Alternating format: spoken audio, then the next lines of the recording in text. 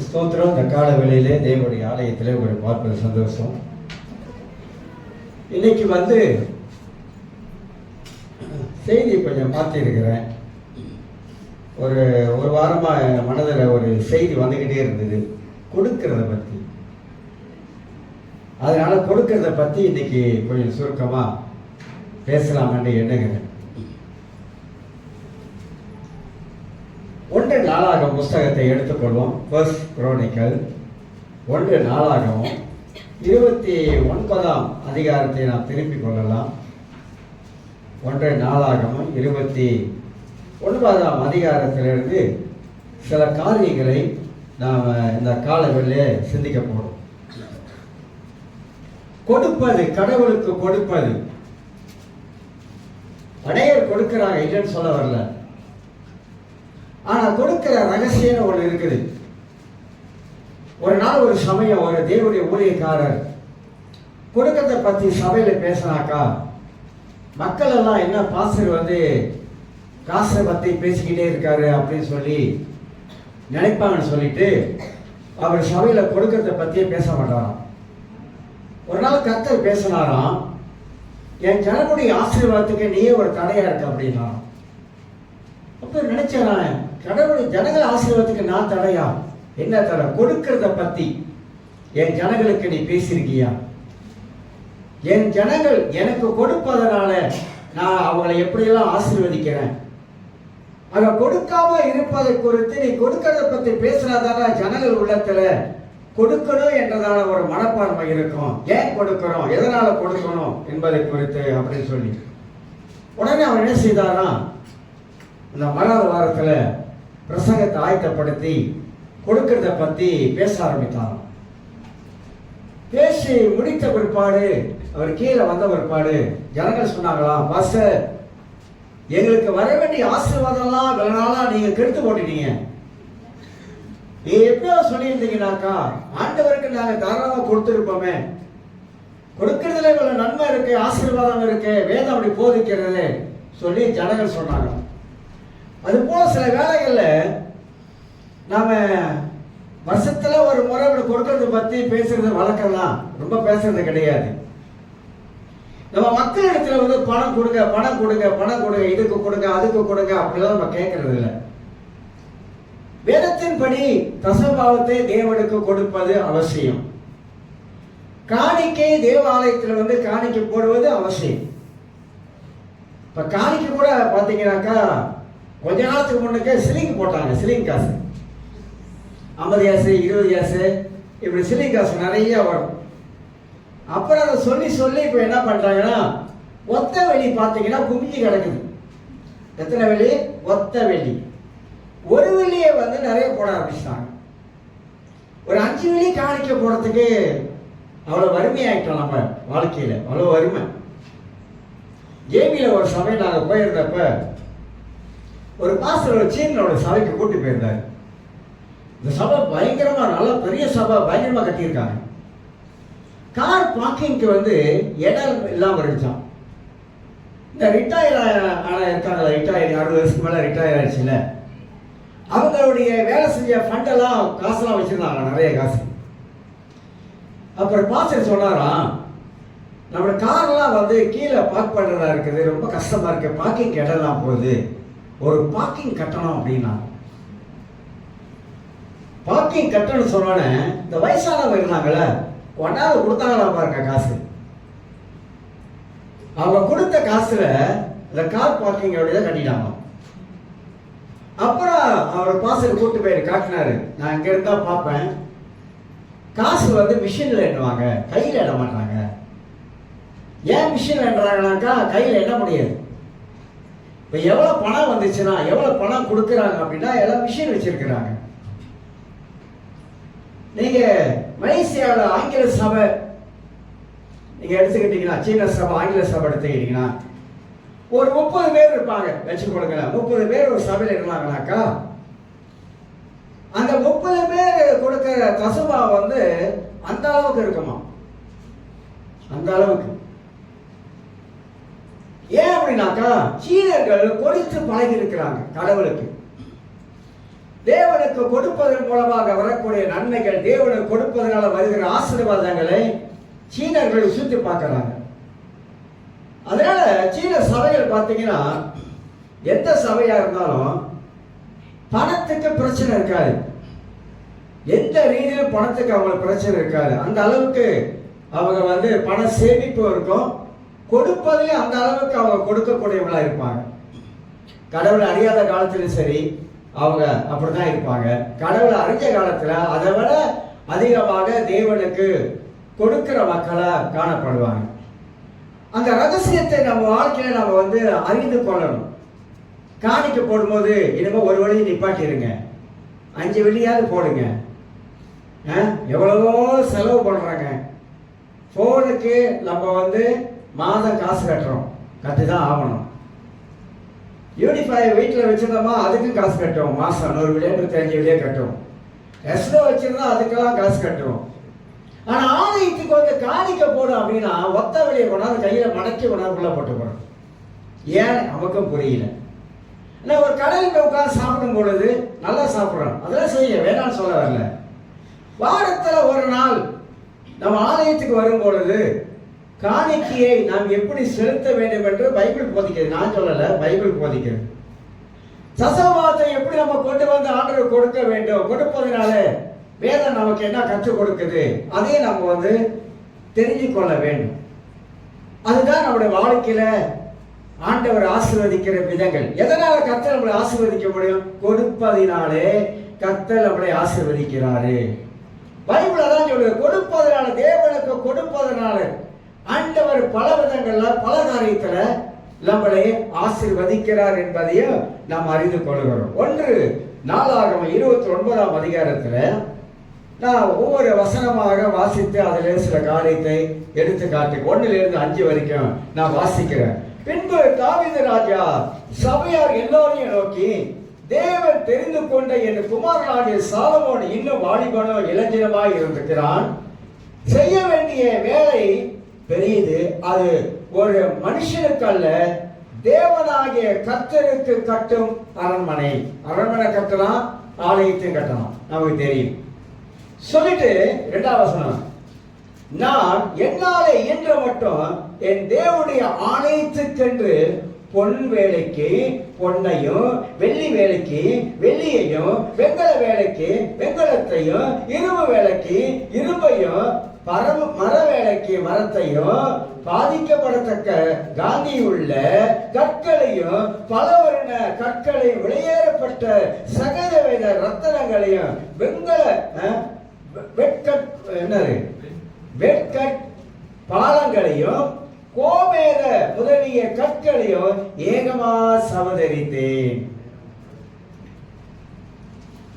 அப்ப ஒரு காலத்துல காணிக்கை எடுக்கும் போது பாசர்கள் சொல்லுவாங்க, கையில் இருக்கிற, காதில் இருக்கிற, மூக்கில் இருக்கிற எல்லாம் கட்டி போடுங்க அப்படின்வாங்க. அந்த காலத்தில் போட்டாங்க, கொண்டாந்து நிறைய போட்டாங்க. ஆனா இப்ப அப்பாலாம் அதெல்லாம் செய்யறது இல்லை. சில நான் கேள்விப்பட்ட சில இடத்துல நகையெல்லாம் கொடுங்க அப்படின்னு வாங்கிக்கிறாங்க. ஒரு சமயம் திருமணத்துக்கு போடுற நகை பூரா என் கையில கொண்டாந்து கொடுத்துரு, நகை போட்டு கல்யாணம் பண்ணாத, வேண்டாம் அப்படிலாம் இருக்குங்க. ஆனா கொடுத்துருக்காங்க. நான் கேள்விப்பட்டேன், ஒரு வயதான அம்மா 60 பவுன் நகையை கொண்டாது அப்படியே கொடுத்தாங்க. ஏன்னா நகை போடக்கூடாது. இருக்குது, சபைகள் அப்படி இருக்குது. ஆனா சில பேர் ரொம்ப டட்டிப்பா தந்திரமா நகையை கட்டி போட்டுருங்க, அது என்ன வச்சு என்ன பண்ண போறீங்க, போட்டுருங்க, ஆலயத்துக்கு தானே போட்டுருங்க வாங்கிடுறாங்க. அந்த வேலைலாம் நம்ம செய்யறது இல்லை, அது வேண்டாத வேலை. கடவுளுக்கு தசமா கொடுத்தாலே போதுமானது, வேற ஒண்ணு வேணாம். ஆனா தாவீது அவன் சொல்லுகிறான், தேவனுடைய ஆலயத்துக்கு பொன் வேலைக்கு பொண்ணு, வெள்ளி வேலைக்கு வெள்ளி என்கிட்ட நிறைய இருக்குது, எல்லாத்தையும் வச்சிருக்கிற, எல்லாத்தையும் கொண்டாந்து ஆலயத்துல கொண்டாந்து கொடுத்தான். 3ஆம் வசனம், இன்னும் என் தேவனுடைய ஆலயத்தின் மேல் நான் வைத்திருக்கிற வாஞ்சையினால் பரிசுத்த ஆலயத்துக்காக நான் சவதரித்த அனைத்தையும் தவிர எனக்கு சொந்தமான பொன்னையும் வெள்ளியும் என் தேவனுடைய ஆலயத்துக்கு கொடுக்கிறேன். வசனமாக வாசிக்கிறேன். அது மட்டும் இல்லாம நான் சேர்த்து வச்சிருக்கேன் பாரு, அந்த சேர்த்து வச்ச வெள்ளி தங்க எதா இருந்தாலும் ஆலயத்துக்கு கொடுக்கிறேன். நான் வாஞ்சிக்கிறேன். கொடுப்பதில் ஒரு வாஞ்ச இருக்கும். ஆண்டவருக்கு நான் கொடுக்கிறேன், கர்த்தருக்கு கொடுக்கிறேன். நம்ம சபையை பொறுத்த வரைக்கும் கணக்கு வழக்கெல்லாம் நீட்டா இருக்குது. எல்லாருக்கும் தெரியும், கணக்கு வழக்கில் எல்லாம் நீட்டா இருக்கு. டிரான்ஸ்பர்லாம் இருக்கிறோம். எல்லாருமே கணக்கு வழக்கெல்லாம் போட்டு காட்டுகிறோம். எவ்வளோ வருது, எவ்வளோ போகுது, எல்லாம் கணக்கு வழக்கம் சரியா இருக்குது. பணம் எங்கே வருது, பணம் கொடுக்குற பணத்தை என்ன செய்கிறோம், என்ன செஞ்சுக்கிட்டு இருக்கிறோம், இதெல்லாம் நம்ம சபையில் எல்லா விதத்திலும் உண்மையா நம்ம பணத்தை நம்ம கையாளுகிறோம். அதனால அதை பற்றி நம்ம பயமே கிடையாது. 5ஆம் வசனம் 4ஆம் வசனம் வாசிக்கிறேன் பாருங்க. 5ஆம் வசனம் வாசிக்கிறேன். இப்பொழுது உங்களில் இன்றைய தினம் கர்த்தருக்கு தன் என்னதான் காணிக்கை, கை காணிக்கை பொருள், கை காணிக்கைகளை செலுத்த மனப்பூர்வம் உள்ளவர்கள் யார் என்றார். இப்போது கை காணிக்கை அதை செலுத்துவதற்கு மனப்பூர்வம் உள்ளவங்க யாரா இருக்கிறாங்க அப்படின்னு வாசிக்கிறோம். ஊழியம் என்பது கர்த்தருடையது. அந்த ஊழியத்தை நம்ம விரிவுபடுத்துவதற்கு பணம் தேவையா இருக்கிறது. ஆலயத்திலே தேவன் ஆலய தேவைகளை சந்திப்பதற்கு பணம் தேவையா இருக்கிறது. நம்ம ஆலயத்தை வாங்கும் போது கூட மக்கள் எல்லாரும் பணம் கொடுத்தாங்க. அதை வச்சுதான் ஆலயத்தை வாங்கணும். அப்ப அதுக்குள்ள ரெனோவேஷன்லாம் பணத்தை வச்சுதான் செஞ்சோம். அதுக்குள்ள எல்லாம் வரவு செலவு கணக்கெல்லாம் ஒருத்தங்க எல்லாம் பார்த்தாங்க. எல்லா விதத்திலையும் கர்த்தர் நடத்தினாரு, நடத்தி கொண்டு வந்தார். அப்ப ஆலயத்தோட தேவைகள் எப்படி சந்திக்கப்பட முடியும்? இப்ப 30 வருஷம் சேர்ச் அனிவர்சரி செய்ய போறோம். என் பிறந்தநாளை விட்டுருங்க, நான் அதை ஒரு பக்கம் ஒதுக்கி வச்சுதான் பேசுறேன். ஏன்னா அது அப்புறம் அது ஒரு கதையா இருக்கக்கூடாது. பாஸ்டர் 70 வயசு, அதனால அவர் பிறந்த நாளுக்காக அவர் என்னென்னமோ பிளான் பண்ணி திட்டம் போட்டு செய்யறாரு அப்படிலாம் நினைச்சிருவாங்க. அதனால தான் அதெல்லாம் ஒதுக்கி வச்சுட்டு வேற மாதிரி ஒரு எண்ணத்துல செய்யறேன். நான் 30 வருஷம் சேர்ச் அனிவர்சரி வேற மாதிரிலாம் நினைச்சேன். ஆனா அது சரியா வேலை செய்யல. வெளியில கொண்டுதான் வைக்கிறதா நினைச்சது. அப்ப 30 வருஷம் சேர்ச் அனிவர்சரி நம்ம செய்யணும்னாக்கா அது ஒரு சிறப்பா செய்யறதுக்கு தான் நம்ம யோசிக்கிறோம். அதுக்கு என்ன தேவை? பணம் தேவை. ஒரு சபை அனிவர்சரி செய்யணும், பணம் அவசியம். பணம் எங்க இருந்து வருது? நீங்க கொடுக்கிற தசமபாகத்தின் மூலமாக, காணிக்கையின் மூலமாகத்தான் சபைக்குள்ளாக பணம் வரும். அப்ப சபையின் தேவைகளை சந்திப்பதற்கு பணம் அவசியமா இருக்குது. நமக்கு வெளிநாட்டுல இருந்து பணம் வரலங்க. நிறைய பேர், சில பேர் வெளிநாட்டுல இருந்து பணம் வருது. இந்தியா எடுத்துக்கிட்டா வெளிநாட்டுல நிறைய பணம் வருது. நம்ம விசுவாச வாழ்க்கை, விசுவாசத்துல வாழுகிறோம். விசுவாச ஜீவியம் என்னைக்கு ரட்சிக்கப்பட்டமோ அன்னிலிருந்து விசுவாச வாழ்க்கை தான். பணத்துக்காக எங்கேயும் நம்ம கையை நீட்டல, பணத்துக்காக ஜெபிக்கிறோம். பணம் கர்த்தர் கொடுப்பார் என்ற விசுவாசத்தெல்லாம் வாழுகிறோம். இதுவரைக்கும் நடத்தி வந்த ஆண்டவர் இனி நடத்துவார் என்ற அந்த விசுவாச வாழ்க்கையில தான் வாழ்றோம். ஆதி சபையை போய் கவனித்து பாருங்க. ஆதி சபை எல்லா நிலங்களை, சொத்து எல்லாத்தையும் கொண்டாந்து வித்து அப்போஸ்தல பாதத்துல தான் வச்சுட்டு போனாங்க. கையில கூட வாங்கல, பாதத்துல வச்சுட்டு போனாங்க. வித்தாங்க, நிலங்களை வித்தாங்க. ஆதி சபையாகப்பட்டது. ஆதி சபையிலே பவுல் எருசலேம் சபைக்கு பணம் தேவைப்படுது. அப்ப கீழே இருக்கிற சபையெல்லாம் போய் வசூல் பண்றாரு. எருசலேம் சபைக்கு பணம் தேவைப்படுது, மிஷனரி ஊழியத்துக்கு பணம் தேவைப்படுது. பைபிள்ல பாருங்க, தர்ம காணிக்கைன்னு ஒண்ணு இருக்கு. நம்ம அதெல்லாம் எடுக்கல. அதெல்லாம் எடுத்தாக்க சபைக்கே வரமாட்டீங்க. ஞாயிற்றுக்கிழமை ஐயோ இன்னைக்கு தர்ம காணிக்கைன்னு ஒன்று இருக்குது, அதுக்கு காணிக்கை போடணும், பரவாயில்ல இன்னைக்கு போகலாம், அடுத்த வாரம் போய்க்கலாம். ஏன்னா அடுத்த வாரம் வந்தாக்கா தர்ம காணிக்கை இருக்காது. ஆமாங்க, பைபிள்ல தர்ம காணிக்கை இருக்குது. இது என்ன விஷயம் இருக்கு பாத்தீங்கன்னா, 2 காணிக்கை வச்சிருப்பாங்க. வாரம் விஷயம் காணிக்கை ஒண்ணு, சபை காணிக்கைன்னு ஒண்ணு வச்சிருப்பாங்க. இந்தியாவில சில இடத்துல பாத்தீங்கன்னாக்கா 2 காணிக்கை வச்சிருப்பாங்க, சில இடத்துல 3 காணிக்கை வச்சிருப்பாங்க. ஆனா மக்கள் கொண்டாந்து போடுறாங்க, கடவுளுக்குன்னு போடுறாங்க. எல்லா வீதிலும் ஆண்டவருக்காக போட ஆரம்பிக்கலாம். அவங்க மனசு என்னன்னாக்கா கர்த்தருக்காக கொடுக்கிறோம், தேவாலயத்தினுடைய தேவைகளுக்காக, அந்த தேவை சந்திக்கப்படுவதற்காக தானே நம்ம ஆண்டவர் கொடுக்கிறோம். ஆண்டவர் ஆசீர்வதித்து வச்சிருக்கிறார்கள் நம்மள. நம்மளை குறைவில்லாம வச்சிருக்கிறாரு, எல்லா ரீதியிலும் ஆண்டவர் நம்ம நடத்திட்டு வர்றாரு அப்படின்னு சொல்லிதான் மக்கள் வந்து எத்தனை காணிக்கை வச்சிருக்காங்க அதை பார்க்க மாட்டாங்க. ஆனா காணிக்கை கொண்டாந்து போடுகிறாங்க. போட்டு ஒவ்வொரு பெட்டியிலும் காணிக்கை போடுறாங்க. நம்ம மாதத்துல ஒரு மட்டும் ஒரு மிஷின் காணிக்கை எடுக்கிறோம், அதை வெளியில அனுப்புறதுக்காக, பல காரியம் செய்வதற்காக. குறைவதான் வருது, பெருசா விட வரல. ஆனா ஆங்கில சபையில பாத்தீங்கன்னா விசுவாச உடன்படிக்கை ப்ரொமிஷனோட வச்சிருப்பாங்க. பாத்திருக்கீங்களா? நான் பைபிள் ஸ்கூல் படிக்கிற காலத்துல விசுவாச உடன்படிக்கை ஒன்று இருக்கு. 600 வெள்ளியா, அந்த 600 வெள்ளி கட்டி முடிச்சிடும். ஆனா தமிழ் சபையில நீங்க வந்து விசுவாச உடன்படிக்கை வச்சுட்டு நீங்க எவ்வளவு எழுதுங்க, 6 மாசத்துக்கு நீங்க எவ்வளவு எழுதுறீங்க, ஒரு 500 ரூபாய் எழுதுங்க அப்படி போட்டுன்னு வச்சுக்கங்க, அவ்வளவுதான். ஆனா ஆங்கில சபையில பாத்தீங்கன்னா விசுவாச உடன்படிக்கை காணிக்கையே 50,000 1,00,000 வெளியே வருது. அந்த பணத்தை அப்படியே அதுக்கு மிஷன் டிபார்ட்மெண்ட் ஒருத்தருக்காக அவங்கள நியமித்து அந்த பணத்தை அப்படியே எங்க பணம் அனுப்பணும் என்பது லிஸ்ட் போட்டு அந்த பணத்தை அனுப்புறாங்க. நான் எம்டிபிசி அப்போ வந்து எம்டிபி ஐயா இருந்துச்சு, இப்போ எம்டிபிசி ஆகிட்டாங்க, காலேஜ் ஆகிட்டாங்க. அப்போ ரொம்ப காலமாக வருஷமாக கல்வாரி சேர்ச்சி தான் வருஷம் 12,000 கொடுக்கும். ஏன்னா தமிழ் சபை சப்போர்ட் பண்ண முடியாது பைபிள் ஸ்கூலுக்கு, யாரும் கொடுக்க மாட்டாங்க. ஆனால் ஆங்கில சபைகள் தான் சப்போர்ட் பண்ணாங்க, அதுதான் இன்ன வரைக்கும் அது ஓடுது. அப்போ அந்த ஆங்கில சபையுடைய மென்டாலிட்டியை பாருங்க எப்படி இருக்குன்னு, கொடுக்கணும். அப்ப அந்த விசுவாச உடன்படிக்கையில வருகிற லட்சக்கணக்கான வெள்ளியை எடுத்து பிரிச்சு அங்கங்க அந்த பணத்தை அனுப்புறாங்க. அதன் மூலமாக ஊழியம் வளருதுங்க, ஊழியம் வளர்ந்து ஊழியம் பெருகுது, மிஷனரிகளை தாங்குறாங்க, சபைகளை கட்டுறாங்க, வெளியூர்கள்ல பல காரியம் நடக்க ஆரம்பிக்குது பணத்தினால. பணம் இல்லாவிட்டா ஊழியம் வந்து விருத்தி அடைவதற்கு வாய்ப்பே இருக்காது. அதனால தான் கர்த்தர் சொல்றாரு, ஆலயத்தில் வர்ற நீங்க தேவனுக்கு கொடுக்க வேண்டியது கர்த்தருக்கு கொடுக்கும் போது அந்த பணத்தை எடுத்து தான் நாம் என்ன செய்யறோம், மற்ற காரியங்களுக்கு பல காரியங்கள் செய்ய ஆரம்பிக்கிறோம். எத்தனை பேருக்கு பாளையங்கோட்டில் இருக்கிற ரத்தனபோலம் தெரியும்? எல்லாருக்கும் ரத்தனபோலம் பெரிய சபை, நான் போயிருக்கிறேன். அங்கிட்டு பாளையங்கோட்டை, இங்க திருநெல்வேலி, ஒரே ஒரு பாலம் தான் கொடுக்க. ஆனா அவர் சொல்றாரு, எவ்வளவு பணம் வந்தாலும் அந்த பணத்தை ஒரே வாரத்துல சுவிசேஷ ஊழியத்துக்கு செலவு பண்ணி முடிச்சிருவாங்க. சுவிசேஷ ஊழியத்துக்காக. ஏன்னாக்கா அந்த பணத்தை எடுத்து சுவிசேஷ ஊழியம் செய்வதற்காக பல திட்டங்களை பண்ணி அந்த பணம் அப்படி அனுப்புறாங்க.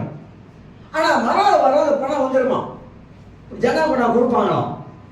அதனால தான் கொடுக்கலாம். இன்னைக்கு இடம் வாங்கிட்டாங்க, பெரிய இடம் இருக்குது, 10,000 பேருக்கு மேல ஜனங்க வராங்க போடுறாங்க. எப்படின்னா அவருடைய அந்த தரிசனமாகப்பட்டது இந்த பணத்தை வைத்து ஊழியத்தை எப்படி விரிவுபடுத்துறது, கிளம்பி ஆரம்பிக்கிறாங்க, பல காரியம் செய்யறாங்க பணத்தினால. அதனால தான் பணம் ஆண்டவர் ஆயத்துல கொண்டாந்து கொடுக்க சொல்றாரு. தசவாத்தையும் காணிக்கையும் கொண்டாந்து நீங்க கொடுங்கன்னு சொல்றாரு. அதை கரெக்டா அளந்து வச்சாரு. அப்ப ஊழியம் கர்த்தருடையது. ஆலயத்தில் தேவைகளை சந்திப்பதற்கு ஆண்டவர் சபைக்கு வருகிற மக்கள் மூலமாகத்தான் இந்த தசவாத்தையும் காணிக்கையும் கர்த்தர் வாங்கினார் என்பதை மறந்துவிடக் கூடாது. இரண்டாவது சொல்லுகிறேன், தாவீது இஸ்ரவேல் எல்லா மக்களையும் கொடுக்க சொல்றார். எல்லா மக்களையும் எல்லாரும் கொடுங்க ஆண்டவருக்கு, ஒருத்தரும் கொடுக்காதவங்க இருக்கக்கூடாது. அது எப்படி கொடுக்கணும்? நீங்க கொடுக்கிறவங்க உற்சாகமாய் கொடுங்க அப்படின்றார். உற்சாகமா கொடுங்க. எப்படி உற்சாகமா கொடுக்கிறது? நீங்க யாத்திராகம புஸ்தகம் 25ஆம் அதிகாரம். ஒரு நாள் தான் அதை பிரசங்கம் பண்ண முடியும், இதை தொடர்ந்துக்கிட்டு பேச முடியாது. ஏன்னா நீங்க உங்களுக்கு அதோட அப்புறம் என்ன இருப்பீங்க, ஓச்சிரா கொடுக்கறதையே இவர் 6 மாசம் பேசுவார் போல இருக்கு அப்படின்னு நினைச்சிருங்க. ஏன்னா கொடுக்கறத பத்தி பேசுறதுக்கு பைபிள்ல அவ்வளவு இருக்குது. ஆனா அவ்வளவு என்ன செய்ய முடியாது, பேச முடியாது.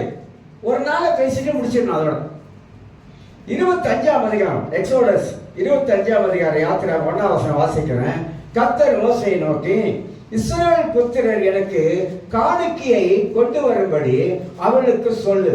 மனப்பூர்வம், எப்படியா மனப்பூர்வமாய் உற்சாகத்துடன் கொடுப்பவன் எவனோ அவனுக்கு எனக்கு காணிக்கையை வாங்கு அப்படின்றார். எப்படியா? மனப்பூர்வமாய் உற்சாகமாய் கொடுக்கிற இடத்துல காணிக்க வாங்கு. இப்ப காணிக்கை கர்த்தர் எப்படி வாங்க சொல்றாரு? யார் உள்ளத்துல மனப்பூர்வமா கொண்டாந்து கொடுக்கிறாங்களோ, யார் ஐயோ ஆண்டவனுக்கு கொடுக்கிற சந்தோஷமா கொண்டாந்து கொடுக்கிறாங்களோ அவங்க கிட்ட மட்டும் வாங்கு, இல்லைன்னா வாங்காத, வேணாம் அப்படின்றாரு. ஏன்னா உழைப்பு, நம்ம உழைக்கிறோம், அந்த உழைப்புக்கு வேண்டிய பலன் கர்த்தர் தர்றாரு. இதை நிறைய பேருக்கு புரியாது.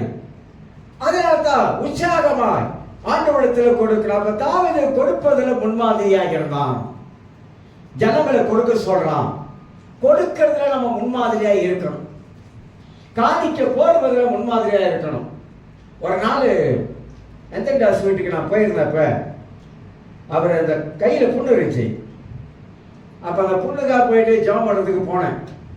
அதில் உட்காந்துட்டு சொன்னார், ஒரு வார்த்தை சொன்னார், பஸ்ஸர் ஆண்டவர் எனக்கு உணர்த்துறாரு பஸ்ஸர், நான் வந்து இன்னும் வாரத்தில் இந்த 1 வெள்ளி 2 வெள்ளி 5 வெள்ளி 10 வெள்ளி காணிக்கலாம் போட மாட்டேன், வாரத்தில் கொஞ்சம் வெள்ளி சேர்த்து வாரத்துக்கு 35 வெள்ளி காணிக்க போட போகிறேன், அப்படிதான் போடுறேண்ணா அப்படின்னாரு. வாரத்துக்கு 35 வெள்ளி காணிக்க சொல்றாரு. அவர் சொன்னாரு, அவர் உள்ளத்துல அந்த ஒரு இது இருந்துச்சு. அதனால கடவுளுக்கு கொடுத்தவங்க யாருமே தரித்திரா ஆனதில்லை. கொடுக்கணும்.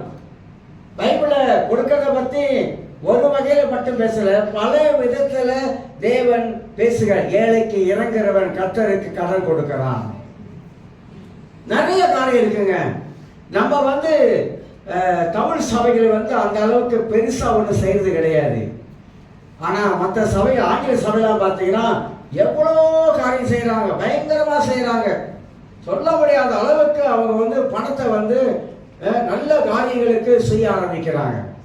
அதே தாவீது கொடுப்பதுல ஒரு முன்மாதிரியா இருந்தான் என்பதை அறிந்து கொள்கிறோம்.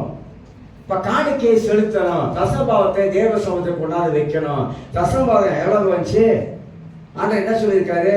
10ல் ஒரு 1000 வெள்ளியா 100 வெள்ளியை போடுங்க, 5000 வெள்ளியா 500 வெள்ளி போடுங்க. ஐயோ, 5000 வெள்ளி சம்பளத்துக்கு 500 வெள்ளி போடுறதா? மாசத்துக்கு 500 வெள்ளி போட்டா வருஷத்துக்கு எவ்வளவு வருது? 6000 வெள்ளி வருது. ஐயோ, 6000 வெள்ளி நான் போடணும் வருஷத்துக்கு. அந்த 6000 வெள்ளி நான் சேர்த்து வச்சிருந்தா, அப்படி கணக்கு பண்ற ஆள்லாம் இருக்கிறான்னு சொல்ல வர இருப்பாங்க. கர்த்தர், ஆண்டவரே என் வேலையிலே என்னை ஆசீர்வதிங்க, என் வருமானத்தை உயர்த்தி கொடுங்க ஆண்டவரே. உயர்த்தி கொடுத்தீங்கன்னா நான் கூட கொடுப்பேன் ஆண்டவரே. கர்த்தர் உயர்த்தி கொடுத்திருப்பாரு, இவங்க கிள்ளி கொடுப்பாங்க. கர்த்தர் உயர்த்திடுவாரு, வருமானத்தை உயர்த்துவாரு. ஆனா கொடுக்கும் போது அந்த மனசு வராது. இவ்வளவா கொடுக்கறது, இவ்வளவா கொடுக்கறது. நிறைய பேர் ஈஸியாக எடுத்துட்டீங்க, பரவாயில்ல. ஒரு நாள் நட சம்பவம் சொல்றாங்க. ஒரு நாள் கர்த்தர் உள்ளத்துல பேசுறாரு. EPF எல்லாம் எடுக்கிறாங்க, எல்லாரும் அவங்க சம்பளத்துல தசமா போடுறாங்க. எனக்கு அது உண்மையே தெரியாது. பாட சொன்னாரு, முதலாளி போடுறான் பாருங்க, EPFல காசு போடுறான் தானே, முதலாளி போடுறான்ல, அந்த முதலாளி போடுற காசுல தசபாத்தை போட சொல்ல அப்படிங்க. உண்மைதானே? நீங்க 1000 வெள்ளி சம்பளம் எடுக்கிறீங்க, EPF உங்களுக்கு எவ்வளவு வெட்டிடுறான்? அதுல ஒரு 100 வெள்ளி 850 வெட்டுறான். முதலாளி போடுறது போட சொல்ல, முதலாளி போடுறதுல தசபாத்தை போட சொல்ல அப்படின்னாரு. எனக்கு அப்பதான் புரியுது, என்ன முதலாளி? ஆமா, முதலாளி EPFல அவன் போடுறானே, அந்த காசு நீங்க 1 லட்சம் வெள்ளினாக்கா 1 லட்சம் வெள்ளியில உங்க காசு காவாசி தான், முக்காவாசி காசு முதலாளி கூட தானே போடணும். உங்க காசு குறவுங்க, அவன் போடுற காசு கூடங்க. அப்ப ஆண்டவர் சொல்றாரு, EPF எடுத்தா கூட அந்த EPFல தசபாத்தை போட சொல்லு அப்படின்னாரு. நீங்க போட விட்டா பரவாயில்ல, உங்களுக்கு போட சொல்லல, சொல்றேன். ஏன்னா அது கூட இப்ப யோசிப்பீங்க நீங்க, அதுலயே கை வச்சுட்டாரு. நான் கையே வைக்க மாட்டேன். என்னென்னோ நினைச்சேன், அதில் கூட கை வீசிட்டாரு அப்படின்னு நினைக்கிறேன். சேர்த்த ராஜ் இருந்தார், அவரு ஈஃபிஎஃப் எடுத்தார், 2.5 லட்சம் வெள்ளி ஈஃபிஎஃப் எடுத்தார், 25,000 வெள்ளி தசமம் போட்டார். ஏன்னா அவருக்கு தெரியும் தசமம் போடணும் அப்படின்னு. அவருடைய பிஸ்னஸ் டவுன் ஆயிடுச்சு. அப்படியே ஒரு ஒரு மலை காட்சி உள்ள வச்சதுனால பிஸ்னஸ் வந்து ரொம்ப ஏமாத்திட்டான். ஆனா அவர் கர்த்தருக்கு கொடுத்ததுனால மீண்டுமாக அந்த பிசினஸை தூக்கி விட்டார். நம்ம நினைக்கிறாங்க ஏதோ நம்ம ஒரு தொகையை கொடுக்கிறோம், அதோட கர்த்தர் எதை திரும்பி செய்ய நினைக்கிறாங்க. இல்ல இல்ல, நம்ம கொடுப்பதை கர்த்தர் பார்க்கிறாரு. மனம் வந்து கொடுக்கணும், சந்தோஷமா கொடுக்கணும். இவ்வளவு கொடுக்கறனா முழுமுறுக்க கூடாது, கொடுக்கும் போதே பல காரணத்தை யோசிக்க கூடாது. கடவுளுக்கு கொடுக்கிறது சந்தோஷமா கொடுக்கணும். நான் ரட்சிக்கப்பட்ட புதுசுல சல்வேஷன் ஆர்மி என்ற ஒரு ஆங்கில சபைக்கு நான் போவேன். இப்போ போனப்ப அங்க வந்து சல்வேஷன் ஆர்மியோட ஆராதனை நீங்க பார்த்தீங்கன்னா கள்ள போதனை, அது தவறான போதனை அதுல இருக்குது. ஆனா அவங்க காணிக்கை போட வரும்போது சல்வேஷன் ஆர்மி வந்து ஆடிக்கிட்டு வருவாங்க. காணிக்கை போட சந்தோஷமா பாட்டு படிச்சுட்டு அந்த காணிக்கையை வந்து கடவுளுக்கு சந்தோஷமா படைக்கிறாங்க. ஆடிக்கிட்டு வந்து காணிக்கை போட்டு போவாங்க. ஏன்னா கர்த்தர் என்னை ஆசீர்வதித்து இருக்கிறாரு, அந்த ஆசீர்வாதத்தின் பங்கு நான் கடவுளுக்கு கொடுக்கிறேன். அப்ப யோசிப்பீங்க, அப்ப கொடுத்தாதான் ஆசீர்வதிப்பாரா அப்படின்னு யோசிக்கிறீங்களா? கொடுக்கலன்னா ஆசீர்வதிக்க மாட்டாரா அப்படின்னு யோசிக்கிறீங்களா? நம்ம நிறைய மண்டக்குள்ள சில கேள்விகளை நிறைய போடுவாங்க. கடவுளை ஆண்டவர் என்னை ஆசீர்வதிக்க வேண்டும் என்றால் எதனால அவர் என்னை ஆசீர்வதிக்கிறார்னாக்கா அவருடைய வசனத்துக்கு நான் கீழ்ப்படிவதனால. கர்த்தர் தான் சொல்றாரு. நீங்க எல்லாருக்கும் தெரிஞ்ச பகுதி வசனம் இருக்குது, அதான் சொல்றேன். நான் ஒரு பகுதி எடுத்தனா போயிடுவேன். ஏன்னா 1 நாளாகமோ 29ஆம் அதிகாரத்துல அவ்வளோ காரியம் உள்ள அடக்கி இருக்குது. மல்கியா 3ஆம் அதிகாரம் எல்லாருக்கும் தெரியும். 8 வசனம் 10 வசனம் எல்லாருக்கும். மனுஷன் தேவனை வஞ்சிக்கலாமா? வஞ்சிக்க கூடாது. எதனால என்ன வஞ்சித்தீர்கள் அப்படின்னு கேட்கிறார். தசபாவத்தில் காணிக்கை என்ன வஞ்சிக்கிறீர்கள்? அவர் ஒரு வார்த்தை சொல்றார், சபிக்கப்பட்டவர் அப்படின்னு சொல்லிட்டாரு. தமிழ் பைபிள் அப்படி வருது, ஆங்கில பைபிள் திருடன் வருது. தெரியுமா உங்களுக்கு? திருடன் வருது வார்த்தை. இன்னொரு தமிழ் பைபிள் வேதாகம ஆய்வு தமிழ் பைபிள்னு ஒன்று இருக்குது, அது உங்ககிட்டலாம் இருக்காது. அந்த பைபிளையும் போட்டு இருக்குது, திருடன் போட்டு இருக்குது. இந்த வஞ்சிக்கிறது திருடன் போட்டிருக்கு. அப்ப கடவுளுடைய பணத்தை நீ திருடுகிறாய் அப்படின்னு நான் சொல்லல. ஆங்கில பைபிளை பற்றி பாருங்க, அதுல அப்படிதான் எழுதியிருக்கு. அப்ப தேவனுக்கு கொடுக்க வேண்டியதை நாம் கொடுக்காம ஏமாத்துகிறோம், கடவுளை ஏமாத்துகிறோம். அதனால்தான் தாவீது முன்மாதிரியாக இருந்தான் கொடுப்பதில்லை. கொடுக்கணும், எல்லாரும் கொடுக்கணும், ஆண்டவருக்கு கொடுக்கணும். நம்ம சபையெல்லாம் வந்து அரசாங்கம் பணம் கொடுக்கல, வெளியில இருந்து பணம் வரல. நம்ம சபையாக கொடுக்கிற பணத்தை வச்சுதான் நம்ம சபையை வந்து 30 வருஷமாக நாம் நடத்திட்டு வந்திருக்கிறோம். இந்த சபையை சொந்த கட்டடமாக வாங்கி இருக்கிறோம். அதற்கு ஜனங்களுக்கு வந்து நன்றி சொல்லணும், ஜனங்களை பாராட்டணும். ஏன்னா எல்லாரும் சபைக்கு கொடுத்தாங்க, இன்னும் கொடுத்துக்கிட்டு தான் இருக்கிறாங்க. ஆனா இதை பத்தி கர்த்தர் சொல்றாரு, பேச சொல்றாரு. நீ பேசு, என்னமோ தெரியல பேசு அப்படின்னாரு. அப்ப மனப்பூர்வமாய் கொடுப்பது, சந்தோஷமா கொடுப்பது, மனமோந்து கொடுப்பது நம்ம வாழ்க்கையில அது பெரிய ஆசீர்வாதத்தை கொண்டு வரும். அதே 1 நாளாகமம் 29ஆம் அதிகாரத்தை திருப்பிக் கொள்ளுங்க. சில காரியத்தை அதில் இருந்து உங்களுக்கு காட்டிக்கொண்டே வர பாருங்க. அப்பொழுது 6வது, அப்பொழுது வம்சங்களின் பிரபுக்களும் இஸ்ரவேல் கோத்திரங்களின் பிரபுக்களும் 1000 பேருக்கு அதிபதிகளும் 100 பேருக்கு அதிபதிகளும் ராஜாவின் வேலைக்காரருமாகிய பிரபுக்களும் மனப்பூர்வமாய் 7ஆம் வசனத்துல தேவனுடைய ஆலயத்துக்கு வேலைக்கு 1000 தாலந்து அப்படின்னு போட்டிருக்கு. 1ஐயும் 10,000 தங்கத்தையும். தாளந்துனா என்ன தெரியுங்க? தாளந்துனா கிஃப்ட் கிடையாது. தாளந்துக்கு வேற வேற அர்த்தம் இருக்கு. ஒரு கையில ஆண்டு சொல்றாரு, 1 தாளந்து கொடுத்தேன், 2 தாளந்து கொடுத்தேன், 3 அந்த தாளந்தோடைய அர்த்தம் வேற, இந்த தாளந்துடைய அர்த்தம் வேற. இந்த தாளந்து என்று சொல்லும் பொழுது நிறுவை. ஒரு தாளந்து 34 கிலோகிராம் ஒரு தாளந்து. அப்ப தாவீது கொடுக்கும் பொழுது எத்தனை தாளந்து கொடுக்கிறாரு அப்படின்னு கணக்கு பண்ணீங்கன்னா எத்தனை கிலோ கணக்கில் தங்கத்தையும் வெள்ளியும் கொடுத்திருக்கிறாரு. கிலோ கணக்கில் நம்ப முடியுமா? ஏன்னா அன்னைக்கு இருந்தவர்கள் கடவுளுக்கு கொடுக்க வேண்டும் என்ற எண்ணம் இருந்தது. அதனால்தான் தங்கத்தெல்லாம் ஆண்டவருக்காக கொடுத்தது. ஏன்னா சாலமோன் கட்டின ஆலயம் முழுவதுமாக தங்கத்தால பதிக்கப்பட்டிருந்தது. தங்கத்தினால், மேலெல்லாம் தங்கத்தினால அவன் செஞ்சு வச்ச ஒவ்வொரு காரியத்தை பார்த்தா இன்ன வரைக்கும் பிரமிப்பு அடைகிறாங்க. தாவீது உட்கார்ந்து சிங்காசனம் பக்கத்துல ஒரு சிங்கம், இந்த பக்கத்துல ஒரு சிங்கம், கீழே 8 சிங்கம், 8 16 சிங்கம். ஆலயத்தை பிரம்மாண்டமா செஞ்சு வச்சிருந்தாங்க. அப்ப பணம் எல்லாம் எங்க இருந்து வந்தது? மக்களுக்கு கொடுத்தாங்க. தாவீது மூட்டை மூட்டையா இறக்குறாங்க. படிச்சு பாருங்க, மூட்டை மூட்டையா கொண்டாந்து வச்சிருக்காங்க. இருந்ததெல்லாம் அவன் சொல்றான், ஆண்டவரே இதெல்லாம் உம்மால வந்தது, ஆண்டவரே உம்மால வந்தது. நான் இன்னைக்கு ஆசீர்வதிக்கப்படுவது உம்மால வந்தது. நான் வாழ்ந்திருப்பது உம்மால வந்தது. உம்மால வந்தது, உமக்கே நான் கொடுக்கிறேன். அதுதாங்க பைபிள், அதுதாங்க நமக்கு போதிக்குது. யார் கையில் ரத்தினங்கள் இருந்ததோ அவர்கள் அவைகளையோ கர்த்தருடைய ஆலயத்துக்கு பொக்கிஷத்திற்கு, 8ஆம் வசனம் பாருங்க, கர்த்தருடைய ஆலய பொக்கிஷத்துக்கு என்று கொர்சோனியனாகிய ஏலியாவின் கையிலே கொடுத்தார்கள். அப்பனா இதெல்லாம் நிர்வாகிப்பதற்கு ஒரு ஆள் இருந்தாங்க. அவன் கையில கொண்டு கொடுத்தாங்க எல்லாருமே.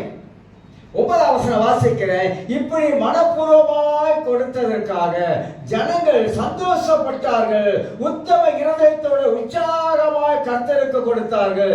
தாவீது ராஜாவை மிகவும் சந்தோஷப்பட்டான்.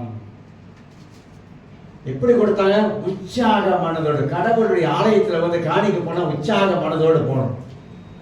தசமா கொடுக்கிறவா சந்தோஷமா, ஆண்டவரே உழைப்புல. நான் அந்த காலத்தில் வேலை செய்யும் பொழுது சம்பளம் எடுத்து வந்த கையோட என்ரோப்ல முதல் தசபாத்தை எடுத்து பிரிச்சு வச்சுட்டு முட்டி போட்டு, ஆண்டவரே உழைப்புல வந்ததை ஆண்டவரே ஒரு பகுதி உமக்கு நான் எடுத்து வைக்கிறேன், நீ ஆசீர்வதிக்கிற கர்த்தர் சொல்லி தசபாகத்தை ஜெபம் பண்ணி தான் எடுத்து வைக்கிறது. இப்ப யாரு ஜெபம் பண்ணி தசபாகத்தை எடுத்து வைக்கிறா? ஜெபம் பண்றோமா? முதல் கடைக்காரனுக்கு போய் கட்டுறது. சம்பளத்தை எடுத்து எங்க கட்டுறோம்? முதல்ல கடைக்காரனை போய் கட்டிடுறோம். முதல் சம்பளம் எடுத்து கடைக்காரனை கட்டக்கூடாதுங்க. முதல் கடவுளுக்குரியதை எடுத்து வைக்கணும். கடவுளுக்குரியதை எடுத்து வைத்துட்டு மற்ற வேலையை கவனிங்க. சரி சொல்லுவாங்க, இந்த மாசம் கொஞ்சம் சம்பளம் குறைஞ்சிருச்சு, ஆனா அடுத்த மாசம் போட்டுக்கலாம். அந்த மாதிரி எவ்வளவு பேர் செய்யறவங்க இருக்காங்க. பரவாயில்ல, ஒரு 3 மாசம் போடலன்னா என்ன, 4ஆம் மாசம் போட்டுக்குவோம். இல்ல ஒரு 6 மாசம் போடலன்னா என்ன, 7ஆம் மாசம் போட்டுக்குவோம். சில பாருங்க, வருஷத்துல கணக்கெடுத்து பாத்தீங்கன்னா எத்தனை மாசம் தசமா போட்டுருக்கான்னு பாத்தீங்கன்னாக்கா நமக்கு வாயில கை வைக்கணும். சிலர் பாத்தீங்கன்னா போடாம இருந்தாலும் இருந்திருக்காங்க, போயிட்டாங்க. அவங்க எங்கல்ல 2 வருஷமா வேலைக்கு போய் சதமா போடாமலாம் இருந்திருக்காங்க. தசமாவே போட மாட்டாங்க. ஆனா போடு எப்படி போனா உற்சாகத்தோடு ஏன் போட மாட்டாங்க? ஏன்னா அவங்க என்ன நினைக்கிறாங்கனாக்கா, கொஞ்சம் செலவு கூட ஆயிடுச்சுங்க, இந்த மாசம் கொஞ்சம் செலவு கூட ஆயிடுச்சு, அதனால கடவுளுக்குரிய பணத்தை எடுத்துக்கிறது. செலவு கூட ஆச்சோ குறைஞ்சாச்சோ கடவுளுக்குரிய பணத்தை எடுத்து தனியா வைக்கணும். அது அவருக்குரியது. தசமபாவம் என்பது கர்த்தருக்குரியது, எனக்குரியதல்ல, உங்களுக்குரியதல்ல, யாருக்குரியதல்ல. அது கர்த்தருக்குரியது. அது ஆலயத்துக்கு வரணும். அந்த ஒரு தெளிவு கூட இன்னைக்கு நம்மளுடைய ஜனங்களுக்கு இல்லாம இருக்குது. அப்ப சம்பளம் எடுத்த உடனே மைண்ட்ல என்ன வரணும் அப்படின்னாக்கா, முதல் ஜெபம் பண்ணி தாய் தப்பா பிள்ளைகிட்ட சொல்லணும், சம்பளம் எடுத்துட்டியா, முட்டி போட்டு ஜெபம் பண்ணு, கர்த்தருக்குரியதை எடுத்து வை சொல்லணும். நம்ம என்ன சொல்லணும்?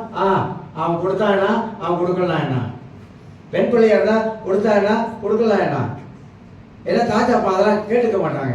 கொடுத்தியா, கடவுள் கட்சியா, அந்த ஏன்னா பக்தி இல்லையே. பக்தி இருந்தா என்ன சொல்லுவோம்? பிள்ளைகளை கூப்பிட்டு வேலைக்கு போனியா, சம்பாதிச்சியா, சம்பளம் போட்டானா, ஆண்டவர் கடிச்சு வச்சா கொடு, எடுத்து வை, என்ன உள்ளவை எழுதி வை.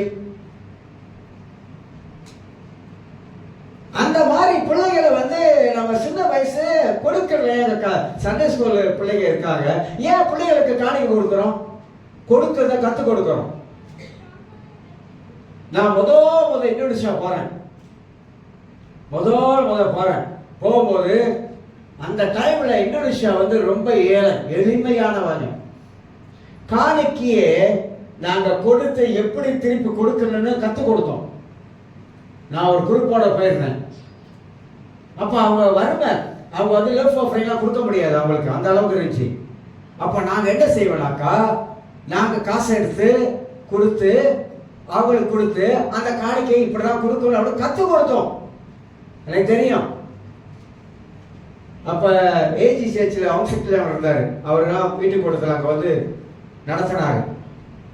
ஆனா இன்னைக்கு நீங்க பாக்குறீங்களா? இன்னைக்கு அவன் நம்ம கொடுக்குறான் திருப்பி. நான் இப்போ இந்தோனேஷியா 3 நாள் கூட்டம் போனா ஹோட்டல் ஃப்ரீ, சாப்பாடு ஃப்ரீ. எவ்வளவு ஃப்ளைட் காசு கேக்குறான்? எவ்வளவு ஃப்ளைட் காசு? நீ பாஸ்டர் தானே? பெண்டேத்தாரா? ஆமா பெண்டேத்தா. எவ்வளவு ஃப்ளைட் காசு? எவ்வளவு? உடனே பேர் போட்டுறான், அங்கேயே பயஞ்சிடுறாங்க, எல்லா பேரும் பயஞ்சிடுறாங்க. ஆனா வரும்போது எவ்வளவு ஃப்ளைட் காசு போட்டோமோ அந்த காசு திருப்பி கொடுத்துறான்.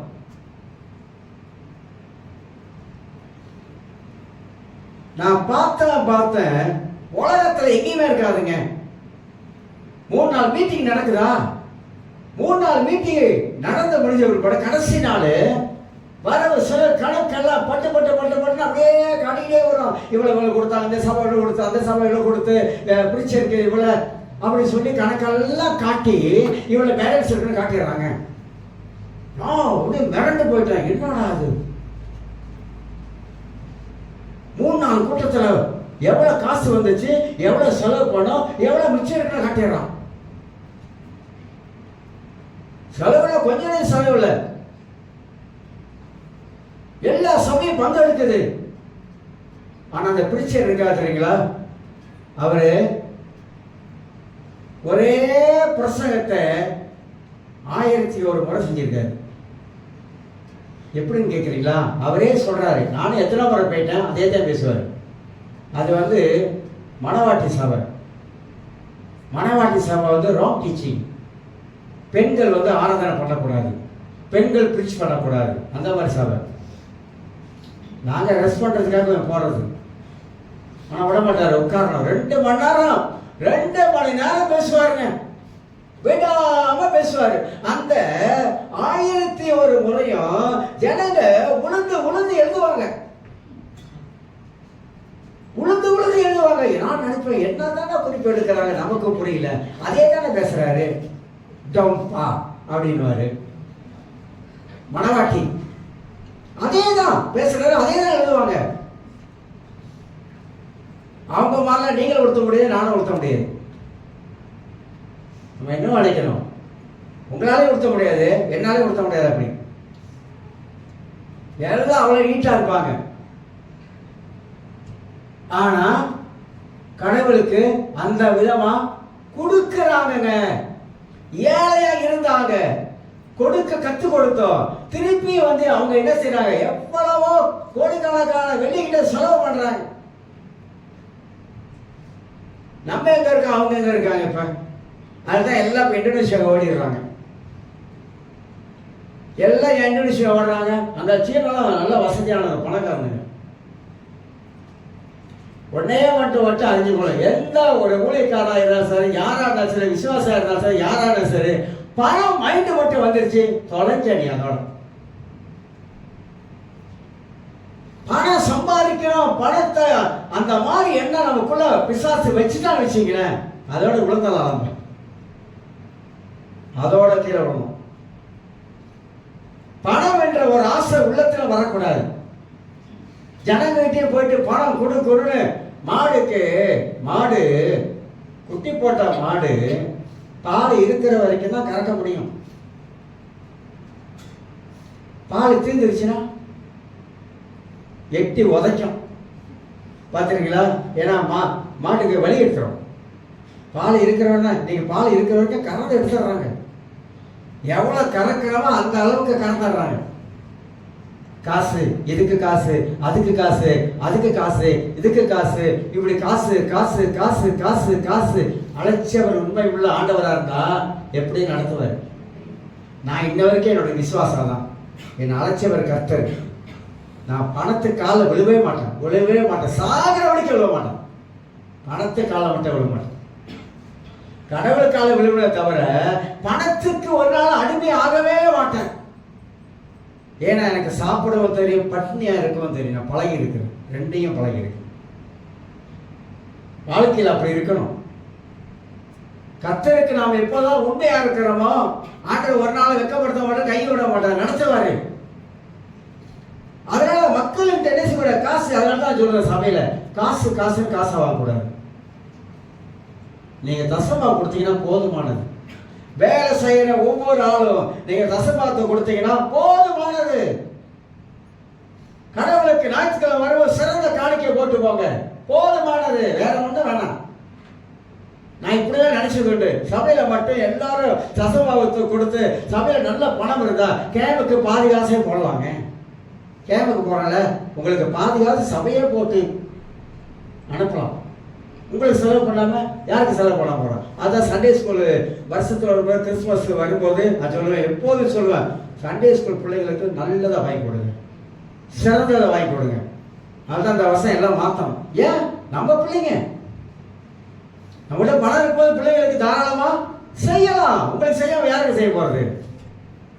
அப்ப அதுக்கு என்ன அவசியமா இருக்குது? நல்ல யோசனை. என்ன அவசியமா இருக்குது? ஆண்டவருக்கு கொடுப்பது அவசியமா இருக்கு. தமிழ் சபை பிச்சைக்கார சபையா இருக்கக்கூடாது. எந்த சபையா தான் சொல்றேன், பிச்சைக்கார சபையா இருக்கக்கூடாது. ஏன்னா நம்ம கடவுள் பிச்சைக்கார கடவுள் இல்லை. நம்ம தேவன் ஆசீர்வதிக்கிற கடவுள், ஆசீர்வாதத்தின் தேவன், ஆபிரகாமின் தேவன் சொல்றோமா இல்லையா? ஆபிரகாமின் தேவன், ஈசாக்கின் தேவன், யாக்கோபின் தேவன். ஈசாக்கு விதவித்தான் 100 மடங்கு ஆசீர்வாதம் வந்ததுதான். அப்ப ஆசீர்வதிக்கிற கர்த்தர் மேல இருக்கும்போது நம்ம ஒரு தரித்திரரா, நம்ம ஒரு என்ன திஞ்சியா இருக்கலாமா? திஞ்சி கஞ்சத்தனமா இருக்கலாமா? சொல்லு, கஞ்சனா இருக்கலாமா? இருக்கக்கூடாதுங்க. கடவுள் தாராள மனதுடையவரா இருக்கிறார். நம்ம எப்படி இருக்கிறோம்? அவர் தாராள மனதுடையவர். கேட்டதையும் கொடுக்கிறாரு, கேட்காதையும் கொடுக்கிறாரு. ஐயோ இது கேட்கவே இல்லையே, கர்த்தர் கொடுத்திருக்கிறாரு. கொடுத்திருக்காருல்ல, கொடுத்திருக்காருல்ல.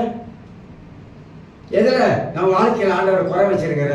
இல்லங்க, எல்லா விதத்துல நமக்கு நல்லா ராஜா மாதிரி இருக்கிறோம். அப்படிதானே?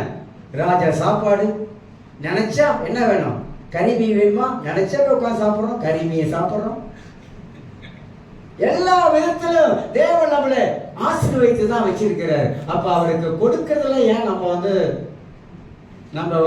கஞ்சத்தனம் ஆகணும்? இருக்கக்கூடாது, கொடுக்கணும்.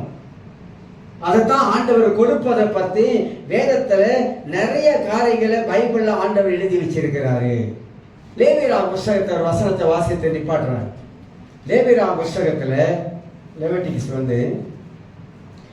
27ஆம் அதிகாரத்தை போய் திருப்பிக் கொள்ளுங்க. லேவியராகமம் 27ஆம் அதிகாரத்துல ஒரு வசனத்தை வாசித்து இதோட நிப்பாட்டுவோம். 30, 31 வசனத்தை லேவியராகமம் 27ஆம் அதிகாரம். கர்த்தர் வேத வசனம் மூலமாகத்தான் ஒரு மனிதனோட கர்த்தரை இடைப்படுகிறார் என்பதையும் நான் விளங்கிக் கொள்கிறோம். 30, 31 வசனத்தையும் நான் வாசிக்கிறேன். நான் உங்கள் மேடைகளை அழித்து, சரியா? இல்ல இல்ல இல்ல இல்லைங்க, பக்கத்துல வாசிக்கிறேன். வாசிங்க. தேசத்திலே நிலத்தின் வித்திலும் விருட்சங்களின் கனியிலும் தசம பாகம் எல்லாம் கூறியது. 30 வாசிக்கிறது என்ன வாசிக்கிறோம்? எப்படி வாசிக்கிறோம்? என்ன சொல்லி வாசிக்க? தேசத்திலே நிலத்தின் வித்திலும் விருட்சங்களின் கனியிலும் தசமமாக எல்லாம் கர்த்தருக்குரியது, அது கர்த்தருக்கு பரிசுத்தமானது. அப்போ அந்த காலத்தில் பயிர் விற்கிறதுல முதல் கனியை கொண்டாந்து கடலுக்கு வச்சாங்க. ஆனால் 31 வாசிக்க, ஒருவர் தன் தசமாகத்திலே எவ்வளவாவது வீட்டுக்குள்ள மனதாகி இருந்தானால் அதனுடைய 1/5 கூட்டி கொடுக்க கடவன். கொடுக்காதவங்க இருந்தீங்கன்னா கூட்டி கொடுக்கணும். நீங்க கொடுக்கலன்னா இந்த மாசம் விட்டுறோமா இல்லையா, அடுத்த மாசம் பார்த்துக்கலான்றோமா, அப்படியே 3 மாசம் கொடுக்காம போயிருமா, அதெல்லாம் சேர்த்து கொடுக்கணும். அப்ப வேதம் நமக்கு கொடுக்கறத பத்தி சொல்லி கொடுக்குது, கொடுக்கறத பத்தி நமக்கு வேதம் கற்றுக் கொடுக்குது. நீங்க வசனத்தில் 1 கொரிந்தியர் 9ஆம் அதிகாரத்தில் 3-4 வீட்டில் வாசி பாருங்க. அதே 1 கொரிந்தியர் 9ஆம் அதிகாரம் 6-9 வாசி பார்த்தீங்கன்னாக்கா கொடுக்கறத பத்தி சொல்லுது. எப்படி சொல்றா? பவுல் சொல்றாரு, கொரிந்து மக்களே, ஆரம்பத்தில் நீங்க நல்லதா கொடுத்தீங்க, கொடுக்கறதுல குறைவில்லாம இருந்துச்சு, உற்சாகமா கொடுத்தீங்க, மனமோது கொடுத்தீங்க. ஆனா போக போக போக அந்த உற்சாகம் போயிருச்சு, கொடுக்கறது குறைஞ்சிருச்சு, கொடுக்கறது இல்லாம போயிடுச்சு. ஏன்?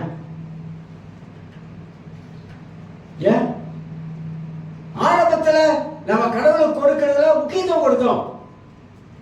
ஆனா போக போக என்ன ஆயிடுச்சுனாக்கா அந்த முக்கியத்துவம் இல்லாம போயிருச்சு. எதனால இல்லாம போச்சு? 3 காரியம் சொல்லி முடிக்கிறேன். ஏன் ஆண்டவர் அந்த அளவுக்கு தசவாத்து மேல அவர் கரிசனை உள்ளவராக இருக்காருன்னா, சபையில ஏழைகள் இருந்தா, தீமோத்தேயு பவுல் சொல்றாரு, சபையில ஏழை இருக்கும்போது விசுவாசம் உள்ள குடும்பத்தாருக்கு நீ உதவி செய்யணும். பணம் இருந்தா தானே செய்யுது, பணம் இல்லைன்னா என்ன செய்யுது? விசுவாச குடும்பத்தாருக்கு உதவி செய்யணும். சபையில ஏழை இருந்தா அந்த ஏழையை சபை தாங்கணும். சபைக்குள்ள ஒரு குடும்ப சாப்பாடுக்கு இல்லாம இருந்தா சபை அந்த குடும்பத்துக்கு ஆகாரத்தை கொடுக்கணும். பைபிள் பிரின்சிபலுங்க. இது இதை செய்யணும் சபை. பயத்துல அது எழுதப்பட்டிருக்கு. அப்ப ஏழைகள் உண்டு. அப்ப வருமானம் வரும் பொழுது நம்மளே சாப்பிட்டு உட்கார்ந்து இருக்கிறது இல்ல, அந்த வருமானத்துல ஏழைகளை நினைச்சு பார்க்கணும்.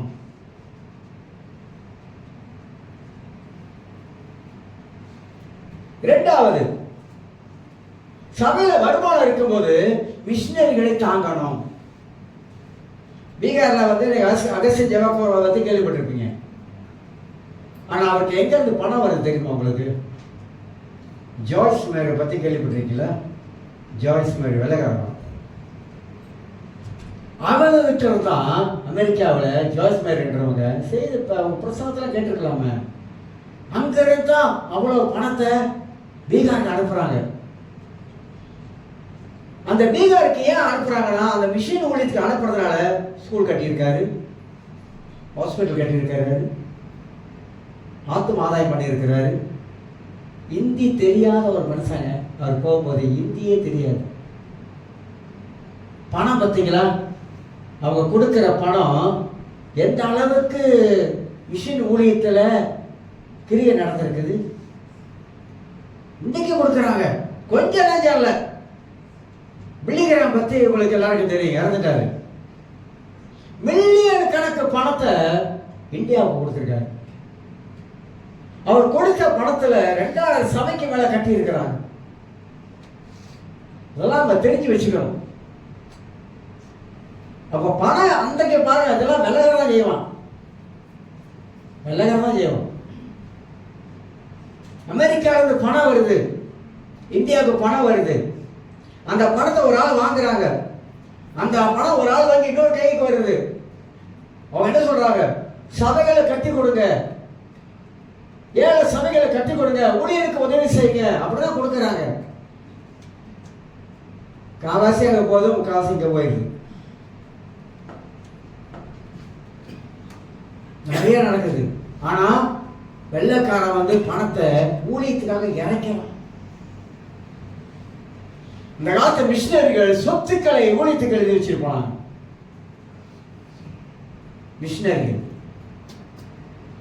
மிஷினரியாக இந்தியாவில் பயங்கரமாக பணத்தை கொட்டியிருக்காங்க. அப்ப மிஷன் ஊழியத்தை நம்ம தாங்கணும். ஆனா அப்பா சபை வந்து இந்தியாவில் வந்து நிறைய செஞ்சிருக்கோம் மிஷன் ஊழியத்தில். ஆரம்ப காலங்கள்லாம் பைசிக்கல் வாங்கி கொடுத்துருக்குறோம். சிட்டூர்ல ஒரு ஹோமை கட்டி கொடுத்தோங்க, தெரியுங்களா? ஏன் செய்யணும்? தேவன் செய்ய சொல்றாரு. நம்ம கொடுக்க கொடுக்க கொடுக்கத்தான் கர்த்தர் நமக்கு கொடுப்பாருங்க.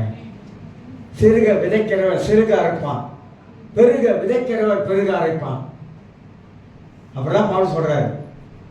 விதைக்க தெரியணும், நமக்கு பணத்தை விதைக்க தெரியணும், சரியான இடத்துல விதைக்க தெரியணும். சரியான இடத்துல விதைக்க ஆரம்பிக்கும் போது அது சரியா முளைக்க ஆரம்பிக்கும். மூன்றாவது, நம்ம இங்க கிராம ஊழியெல்லாம் ஒண்ணும் கிடையாது. ஆனா ஊர்ல கிராம ஊழியம் இருக்குது. நான் எல்லா கிராமத்துக்கு போயிருக்கேன், பக்கா கிராமத்துக்கெல்லாம் போயிருக்கேன். ஏழைகள், கஷ்டப்படுகிற மக்கள், கஷ்டப்படுகிற ஊழியர்கள், சாப்பாடு இல்லாத ஊழியர்கள், ஒருவேளை சாப்பாடு சாப்பிட்டு ஊழியம் செய்யறவங்க, இவங்களுக்கெல்லாம் இருக்கிறவங்க தானே கொடுக்கணும், இருக்கிறதாங்க கொடுக்கணும். அதனால கொடுப்பது சிறந்தது. நம்மள கடவுளுக்கு மேல கணக்கு வச்சிருக்காருங்க. அவரை பார்க்கல நினைக்கிறேன், அவர் எல்லாம் பார்த்துட்டு இருக்காரு, அவருக்கு எல்லாம் தெரியும். கடவுளுக்கு நம்ம கொடுக்க ஆரம்பிக்கும் பொழுது தேவன் நமக்கு பல வழிகளை கர்த்தர் திறக்க ஆரம்பிப்பார், பல காரியங்களை திறக்க ஆரம்பிப்பார். கஷ்டமோ நஷ்டமோ எதுவா இருந்தாலும் ஆண்டவருக்கு கொடுப்பதில் நான் ஒரு நாள் பின்தங்க கூடாது. எல்லா விஷயத்திலும் நான் ருசித்து பார்த்தாலும், பல விதங்கள்ல ருசித்து பார்த்தாலும், கையில ஒண்ணுமில்லாத நேரத்தில் கொடுத்து கூட கர்த்தர் நம்மளை வந்து பல விதத்துல வழியை திறக்க. அதனால கொடுக்கணும், தசபாவம் கொடுக்கணும். 10ல் 1 வெளியே கொடுங்க, 1000 வெள்ளி 100 வெளியே கொடுங்க. அதை கொடுக்காம நிப்பாட்டாதீங்க, எல்லா ரீதியிலும் கொடுத்து பாருங்க. தேவனுக்கு கொடுக்கிறதுனா அது ஒரு மகிழ்ச்சியா கொடுக்கிறோம், சந்தோஷமா கொடுக்கிறேன். ஏன்னா திருச்சபையின் தேவைகளை சந்திப்பதற்காக என்னுடைய ஆலயத்திலே ஆகாரம் உண்டாக இருக்கபடி உங்கள் தசமாவை காணிக்கல அங்க கொண்டு வாங்க ஆண்டவர் தான் சொன்னாரு. ஒரு சொன்னாரு, சொல்லி முடிக்கிறேன். ஒருத்தர் எப்படி சொன்னாரு, தசபாவத்தை வந்து கொடுக்கணும்னு ஒரு ஊழியக்காரர் பேசியிருக்கு. அப்ப அவர் சொன்னாராம், தசபாவத்தை கொடுக்கணும்னா கர்த்தர் வந்து என்கிட்ட பேசணும். எப்படி பேசணும்? கர்த்தர் வந்து என்கிட்ட பேசட்டும், அப்ப வந்து நான் கொடுக்கிறேன் அப்படின்னு ஊழியக்காரர் சொன்னாராம். மல்கியா 3ஆம் அதிகாரத்தை கொஞ்சம் திருப்பினாராம். 8ல வாசிச்சு பாரு, என்ன சொல்லுது? இதுக்கு மேல கர்த்தர் ஒன்று பேசணுமா? வசனமே எழுதி இருக்குது, ஆண்டவர் கொடுக்க சொல்லி. இப்ப இதுக்கு மேல என்ன ஆண்டவர் வந்து பேசணும்? ரொம்ப பேர் என்ன நினைக்கிறாங்க, ஆண்டவர் அவங்கிட்ட பேசணும், வருவார், நேரம் வருவார், ரோத்தாரோட வருவார். பைபிள்ல எழுதப்பட்டதாங்க நம்ம கையில கொடுத்துருக்குது. இந்த எழுதப்பட்ட வார்த்தைக்கு நம்மளால கீழ்ப்படிய முடியலையே. அதுக்கு கீழ்ப்படிந்தா தான் கர்த்தர் ஒரு மேல் படிக்க நம்மளை கொண்டு போவார். நிச்சயமா சொல்றாங்க, கொடுப்பதினால தேவன் நம்மளை ஆசீர்வதிக்கிறவராகவே இருக்கிறாரு. இப்ப என்ன சொல்ல வரீங்க பாஸ்டர்? இப்ப கொடுக்காதவங்களை பத்தி நீங்க என்ன சொல்ல வரீங்க? ஒண்ணுமே சொல்ல மாட்டாங்க. ஈன பேராக்கி பேரை பெருமாளாக்கி பார்த்துருவீங்க. அப்புறம் கொடுக்காதவங்க பத்தி நான் பேசவே மாட்டேன். கொடுக்காதவங்களுக்கு பைபிள் தான் பேசுது, கொடுக்கணும்னு பேசுது. நீங்க கொடுத்தீங்கன்னாக்கா ரொம்ப பேர் நினைக்கிறீங்க கிறிஸ்தவத்தை மட்டும்தான் இதுல இருக்குதா, கிறிஸ்தவத்துல பைபிள்ல மட்டும்தான் இது இருக்குதா? உலகத்தாருக்கு இல்லையா? மலைக்காரன் எடுத்தீங்களா? சக்கா எவ்வளவு கொடுக்கணும் தெரியுமா? தங்கத்தில் கொடுக்கணும். அது தெரியுமா உங்களுக்கு? தங்கம் வச்சிருக்கால அதுல கொடுக்கணும், வருமானத்தில் கொடுக்கணும். தெரியுமா உங்களுக்கு? இன்னும் கூட எடுத்துங்க, லட்ச லட்சமா போட்டான். கையில தோடுல இருக்கிற நகையெல்லாம் போடுறாங்க, கடவுளுக்கு தூக்கி போடுறாங்க. அறியப்படாத கடவுளுக்கு பவுனா கொட்டா பத்திரிகையில காசு என்றானுங்க, எண்ண முடியாத அளவுக்கு உட்காந்து என்றானுங்க. லம்ப அவன் எங்க இருக்கான், நம்ம எங்க இருக்கோம்? நாம உயிருள்ள கடவுளை ஆராதிக்கிறோம். அறியப்படாத கடவுளுக்கு அவள் செய்யறாங்கன்னா அறிஞ்ச தேவனுக்கு நாம் எப்படி செய்யணும்? அதெல்லாம் மனம் வந்து கொடுங்க. ஐயோ இதை கொடுத்துட்டா நாளைக்கு இல்லையா அப்படின்னு நினைக்காதீங்க. 4 தினத்தை கர்த்தர் பார்த்துக்குவார். உதாரணம் சொல்றாரு இயேசு, எல்லாம் இருக்குல்ல கொண்டாந்து போட்டானுங்க. அவன் இருக்குது அதெல்லாம் போட்டேன். அழகாக காணிக்கப்பட்டி ஓரத்தில் உட்காந்துட்டாரு. ஒரே ஒரு விதவை இங்கேருந்து வந்தாங்க. இல்லை, இந்த 2 காசு தான்.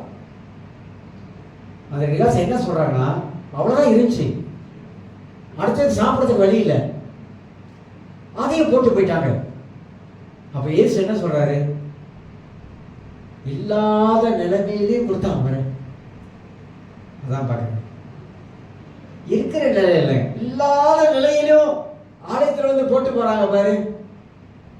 கஷ்டமான நிலையில ஆண்டவருக்கு உண்மையா இருக்காங்க பாரு.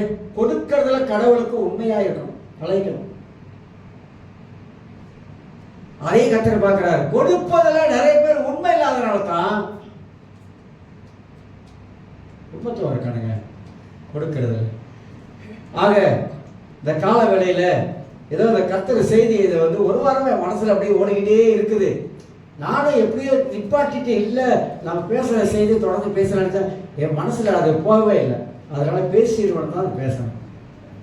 கொடுக்காதவங்க கடவுளுக்கு கொடுத்து ஆசீர்வாதத்தை பெற்றுக்கொள்ளுங்க. எல்லாரும் எழுந்திருக்கலாம். நன்றி ஆண்டவரே.